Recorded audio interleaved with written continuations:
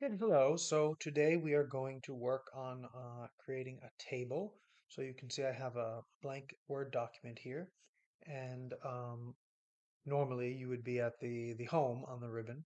And so what we're going to do is go to the Insert tab, and here you'll see something called Table. So this is where you have to sort of know what you want to do to create the table because you're going to have to choose how many cells. So you can add a row or a column afterwards, but it's good in the beginning to understand sort of what your table looks like, what kind of information you want.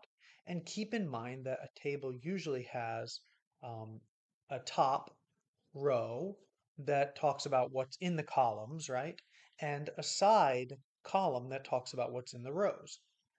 So I'm going to create a table based on our golf event and sort of some tasks in terms of sponsorships that need to be done for our golf event. So in some ways, it's killing two birds with one stone. Um, so what I'm going to do is try to imagine what I want this table to say and how I'm going to set it up. So one way to look at it is I want to think of each of the potential sponsors and then what information do I want about those potential sponsors. So let's say I'm going to start with 5 sponsors. So that means I definitely need 6 rows, um, and I'll explain why in a little bit. And then in terms of the number of columns I want, it's how much other data I'm going to be asking about. So I will want to talk about uh, when they were asked, who asked, how much we asked for, did we get a response, and was there follow-up? And then again, I need one additional, and I'll explain why in a moment. So now you can see we have this nice table. Um, let me, and I want to center this.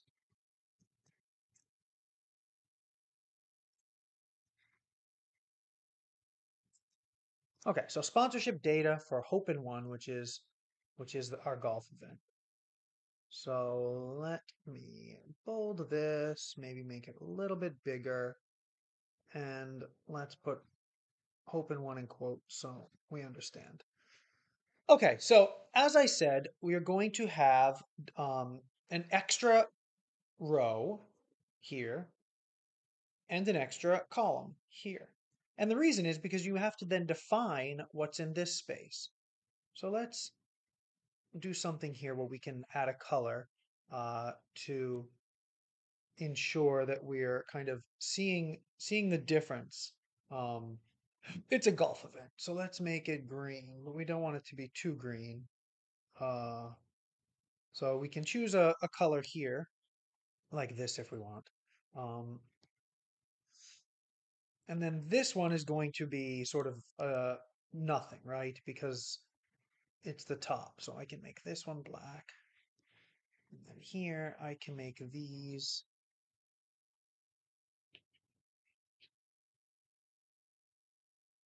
blue and these I can make sort of a coral. Okay, so maybe it's not the most attractive, but it is something. Uh, so if you want, let's go back to home.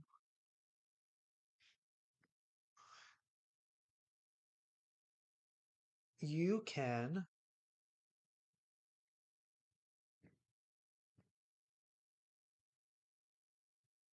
you use lots of different tools to enhance this if you want. There's many things we can kind of do. There's some templates. Sometimes in a table, it's good to have the rows alternating color. So like maybe like white and then light gray, white, light gray, because it helps your eye sort of see the difference. So, but we won't get into it right now. What we want to do is just kind of start with where we are. Now you'll notice that all of the uh, rows and columns are the same um, sort of a default size. We can change this if we want. If we kind of hover, let's get the right one, hover here, we can make this bigger or smaller. We probably need to make it a little bit bigger because we're putting the names of different banks in here. So we're going to put GFA, Federal Credit Union. I want these to be centered, so I'm going to go back up to home and center it. We're going to put TD Bank. Okay, so you notice it only centered the top one. So if I highlight all of them, then I can make them all centered. TD Bank, uh, Athol Savings, I see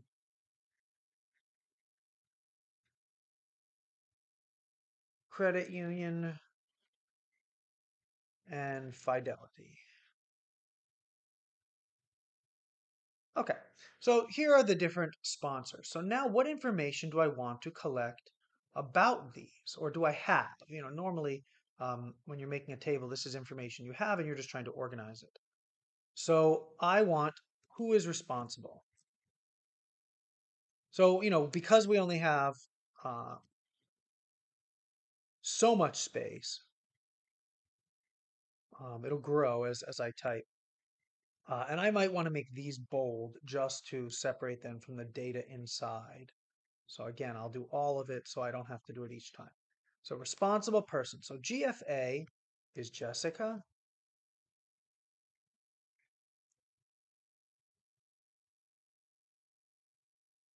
Again, I want this centered. Oops. I don't know why it kept that one out, but we'll see what the reason. Oh, I know why, because it made this double. So we're going to make that bigger. Okay, so Jessica, TD Bank is Christian, Athol Savings is Cindy, IC Credit Union is Christian, Fidelity is Cindy. Okay, so that's who's responsible.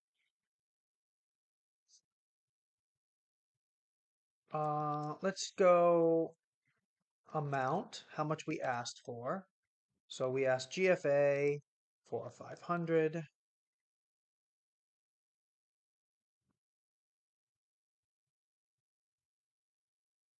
We asked TD Bank for 2,500.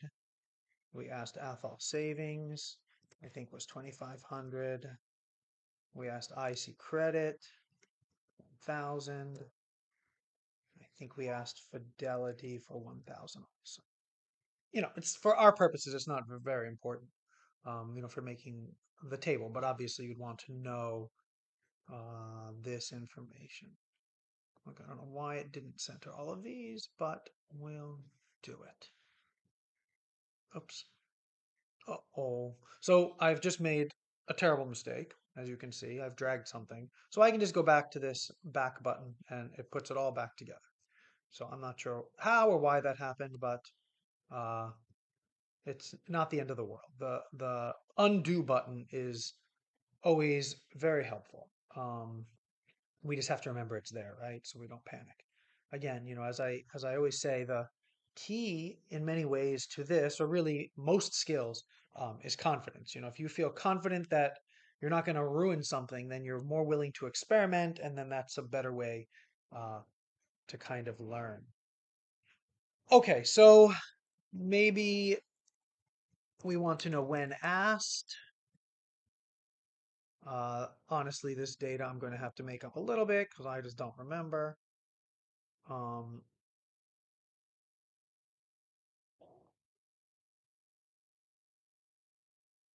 Okay, what I may want to do here is look at our margin. So I'm going to go up to layout because our margins are kind of wide and I'm running out of space. And I'm going to choose narrow margins. So it's just going to give me a little bit more space to kind of drag these out and make it so that I don't feel squished. One of the things about a table is you don't want it to feel um, cramped, right? You want to make sure that you've got room. Okay. So there we go. So when were they asked? This is an important question. And so the answer, of course, is going to be um, a date. So GFA, I'm going to say that they were asked on May 1st. TD Bank was back in April. I did an online form for them. Athol Savings was also back in April. IC Credit Union I did yesterday. And Fidelity was the same time as Athol, so we're going to put that as 4/15/2024. Okay, that all looks good to me. And was there a reply? No, no, no, no, no. Uh, Follow up. Oops.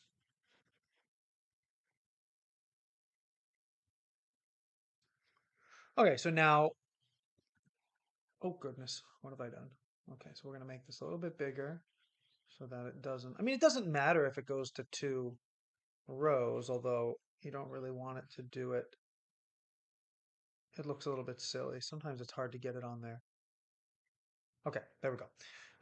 If it's appropriate, then it's not a big deal if it makes it bigger. But for our purposes, it just looks cleaner this way.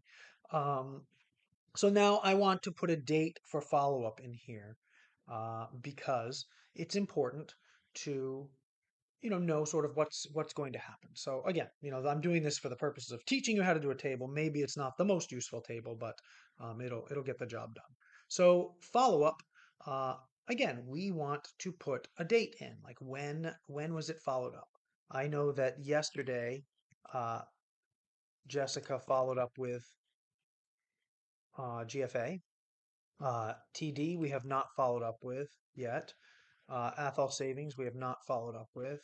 IC Credit Union was just yesterday, so we haven't followed up, and Fidelity, we haven't followed up. And then let's put the result. So the result would be where I would put, we asked for 500, we got 500. So this is the thing. Maybe we get less. So now I've just realized that I need to add another row. So I'm going to highlight this, and I can go right here and do insert, and it'll ask me above or below, so I want to insert it below. If I don't want to do it that way, I can go up here to insert uh, and click on the table, and I can add to it this way. It's easiest to just go here, right click, insert. I want to insert a row below. So now I have a new row. So I can put here workers, credit union. I'll just put workers credit. I know what that is. And this is Jessica. And their system is not working. It's down. So I have really nothing to say. We didn't ask them anything, blah blah blah. But it's just to show you um, how to add a column. So we'll see. I can always go back and fix that later. Okay, so this is the idea of creating a table. Now, honestly, this is how I would normally do it. You can certainly import something from Excel. Another way to do it is to have a table like this. Uh, Copy the image and then go back to our table and insert this, paste it. So this, oops. So let's go back. This isn't how we wanted to do it.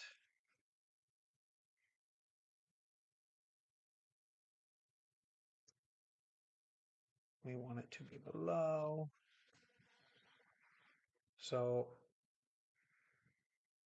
we can get our cursor in the right place. Okay, and then we can insert it here.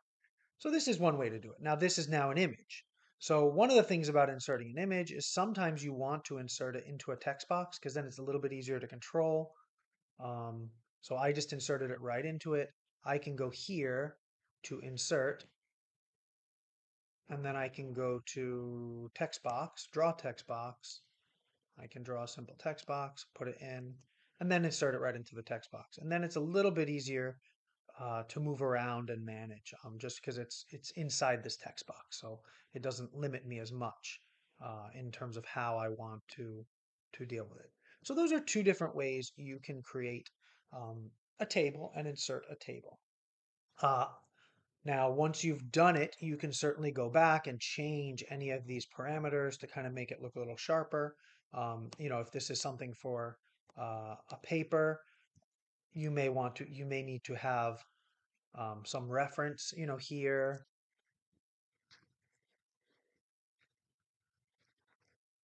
I mean, this is not, obviously it's not real, but you may need to have a reference here if you, or a citation here if it's something for a paper or something you're doing that way. So, okay, so this is just a simple way to make a table. And I hope that it was helpful to you, and I look forward to speaking to you about it.